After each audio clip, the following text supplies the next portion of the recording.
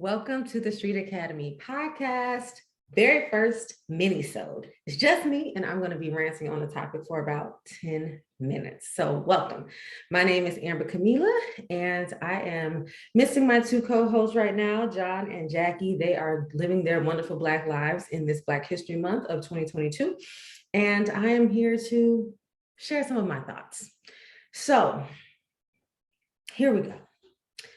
It is Black History Month, and in this month, we typically celebrate the accomplishments of Black people, and we celebrate them for all of the wonderful characteristics that we have, them being me, myself too. And we talk about, this person did this, they were the first to do this, we've accomplished this, we're strong, we're resilient, we're powerful. And I wonder though, at what cost? At what cost? And so I wanted to talk today about the schema of the strong Black woman. And really, I want to focus on what it means to be a weak Black woman. Like, what does that really mean? It just so happens that I woke up to a message from a loved one this morning that said, that news that they heard yesterday really affected them. And I'm just tired of being strong. She's a Black woman. And that's when I knew even more that this was the right topic, because we're tired of being strong, but then we don't want to be weak either. Weak isn't the word, but we're going to talk about that for just a second. So I read just a little bit. There's an article by Jones, Harris, and Reynolds where they talked about basically what the three features are. I didn't read the whole article. I just read a little bit, because here's the thing. You don't necessarily need an article to tell you the truth when you can just look at the people in your life and see how they're struggling with trying to be strong. But anyway, this was I read the abstract at least, and this was good to just say, okay, yes, that encapsulates what it needs to be. So when you think about strength, these three features: independence, emotional restraint, and self-sacrificing. And ain't that the truth? So what it means to be strong is to be this independent woman, is to be able to contain your emotions, and to be self-sacrificing. Then the weak woman must not do those things. So then the opposite of independence would be dependence. So that's the weak Black woman, is one who can depend on people. If the strong Black woman is the woman who emotionally restrains herself, she contains herself, she contains her composure, then the weak Black woman is the one who expresses her emotions. Is the weak Black woman the one who wears her heart on her sleeve? Is she the one who has outbursts? Is she the loud, angry Black woman? Is she the one who actually emotionally processes and actually manages her emotions and gives word to her emotions, because she's not just suppressing them, but she's actually assessing them? Is that what a weak Black woman is? I suppose maybe she knows a little bit about what her emotions are instead of just restraining them and compressing them. So maybe she has a vocabulary for her emotions. Then we want to think about the strong Black woman is the sacrificing, self-sacrificial. I do this for my family. I do this for my spouse. I do this for the community. I'm a teacher. I'm a nurse. I'm in some kind of service role. I'm a mammy. I'm a whoever the hell. So if she's self-sacrificing as a strong Black woman, then the one who is the weak Black woman must be the one who is self-preserving. Is she the one who takes care of herself? Is she the one who is self-protective? Does she engage in a lot of self-care? Is that what it is? Is that the weak Black woman? Because the strong Black woman is a self-sacrificing goddess. When I think about trying to be strong, it makes me feel weak. And I think that's similar for a lot of other Black women.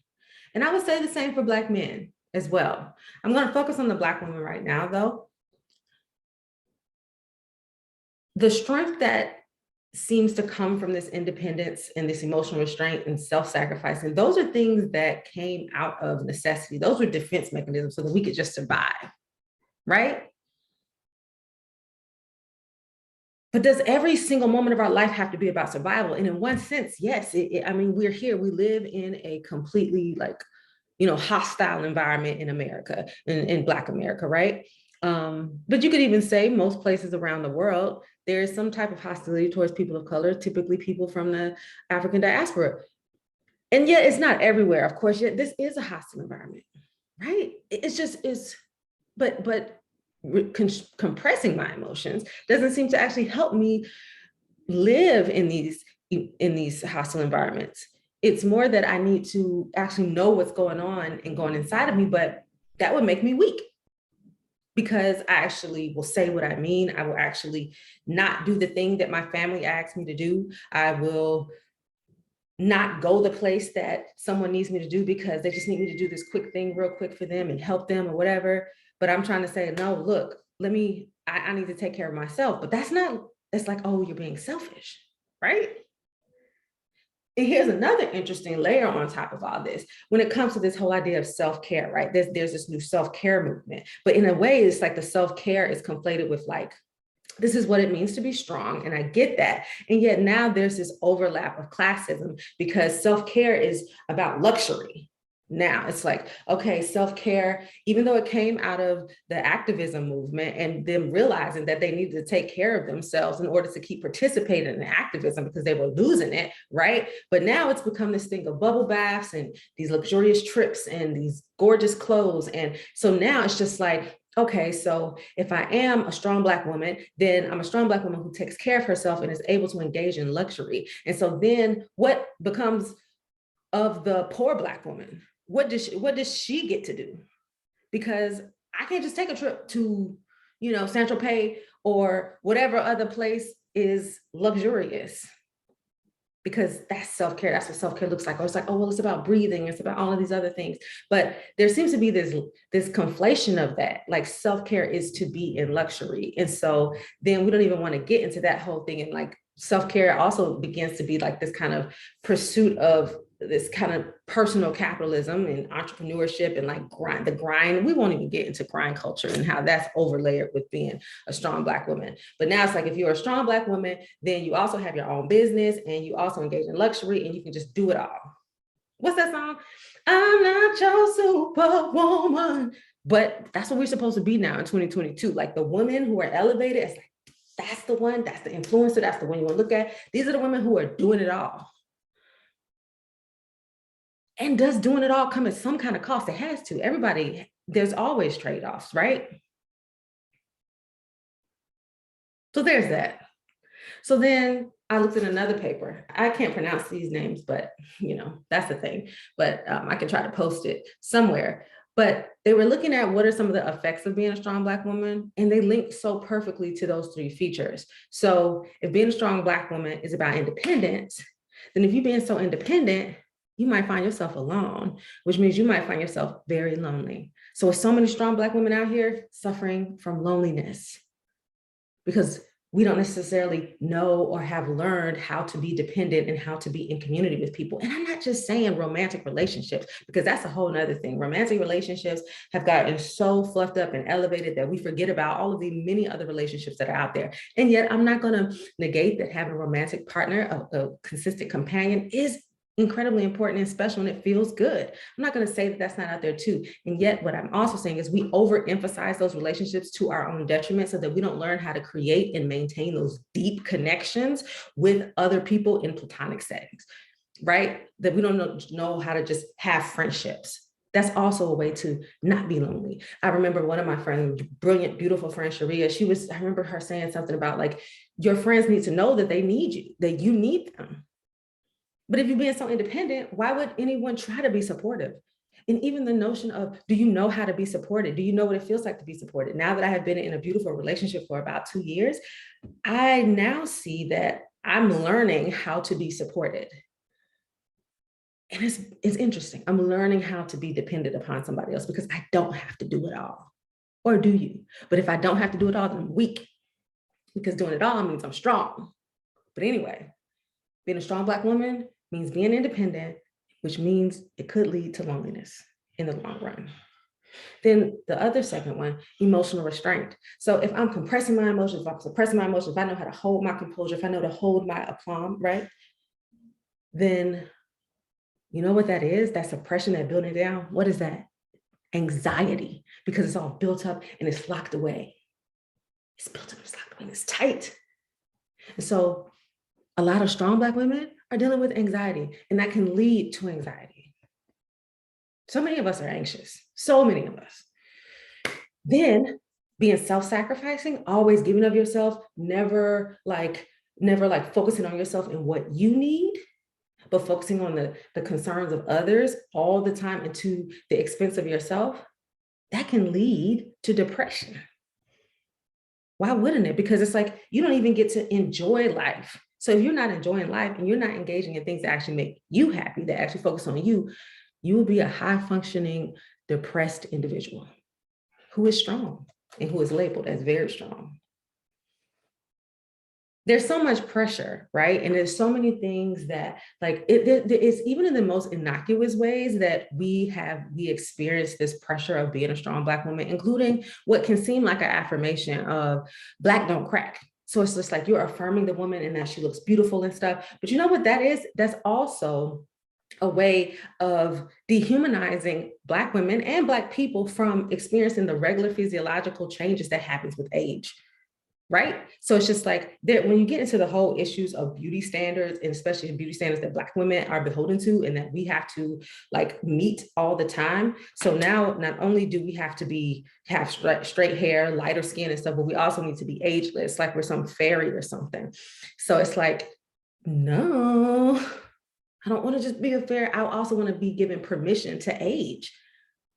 Can I have permission to age as a human being? Or am I supposed to be so strong and my body is supposed to be so different that even through all of this, everything that I'm going through, I'm so strong that you can't even see the wrinkles on my face, that you can't even see the creases and the cracks of age. And if I do show age, then something's wrong with my melanin. I'm not really like, what is that? I don't think it's an affirmation to keep saying the Black don't crack thing. I know where we're trying to come from, but I won't even get into all of the studies and the statistics of how, you know, medical professionals treat Black women differently and Black people differently because they feel like our bodies are literally different and literally more resilient, right? And I'm not gonna talk about like the mortality rate of Black women in hospitals and maternal health and all of that, because those statistics a lot of time feel less informational and feel more just depressing. So sometimes I don't even wanna see the facts, but you know what? Or I don't necessarily wanna see the stats, but you know what? You can just look around in your own community and see it for yourself. And like really pay attention and listen to what's happening and how Black women are feeling the pressure to be strong, feeling the pressure to stay beautiful. Black don't crack, no, Black does crack. And it cracks a lot. And it cracks early a lot of times. And to the point where we don't get permission to crack. I don't see that as something that we want to keep maintaining. Even if you do a quick search on Instagram of hashtags, strong Black women, everybody's like, hashtag strong Black women, strong. It's not an affirmation. What I want to say now, and that I'm going to live with and move forward, and I hope other people will take this too, is that calling a woman a strong Black woman because of the trope that it is, because of the stereotype that it is, and because of now that you know that being a strong Black woman is connected to independence, which can lead to loneliness, is connected to emotional restraint, which can lead to a lot of anxiety, which is connected to also being so self-sacrificing that it can lead to depression. That is not an affirmation, that is a curse. Do not call me strong, and do not call no other Black woman strong, please. Because overall, that's what that means. If you're admiring something about her, if you're admiring something about the way that she is, be specific, be explicit. Or even when it comes to the Black don't crack, you want to affirm her, be like, you beautiful, whatever. Be more specific. Don't fall into the trope and that stereotype that then creates so much pressure for us and creates pressure for the entire, I guess, I don't want to say the community of Black women as though we're just one community, but all Black women everywhere. Because we're living with that pressure even if we don't try to. So you can say, you know what? I like the way that you did this. Wow, that must have been really difficult to do this while this was happening. Wow, I'm really moved by how you handled that situation. Or instead of just asserting what you're saying or asserting your opinion, you can ask her, how does that feel? How are you feeling right now? And that's if you're close enough to her to actually ask that question, because don't be asking that question if it's not really the space to ask that.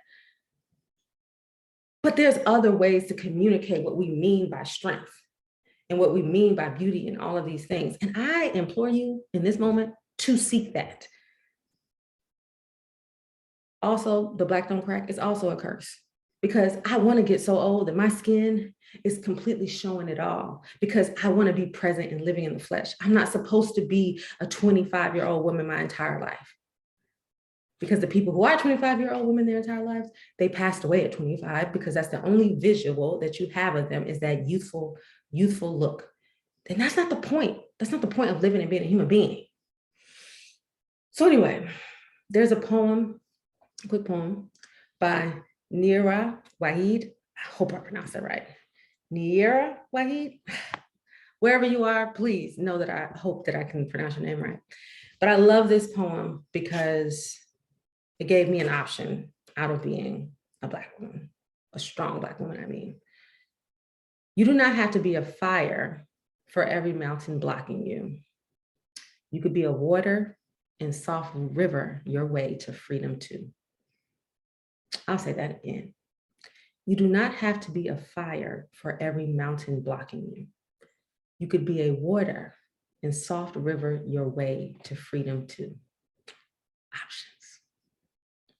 The poem is called Options. So I hope that we take that option of being soft. So if you are a Black woman, or if you have Black women in your lives, please implore them to be Black and be soft, not to be strong. Signing off, this is Amber Kamilah. You can check me out at Amber Kamilah on Instagram. I barely post, but that's where I am. And again, thank you for joining us for the first mini-sode of the Street Academy podcast. As John says, are all hearts and minds clear? I hope they are. Oh, right. And also the Street Academy podcast is where we keep one foot in the academy and one foot in them strizzies. So I hope that this was a good episode for you and that you take it to heart. Peace.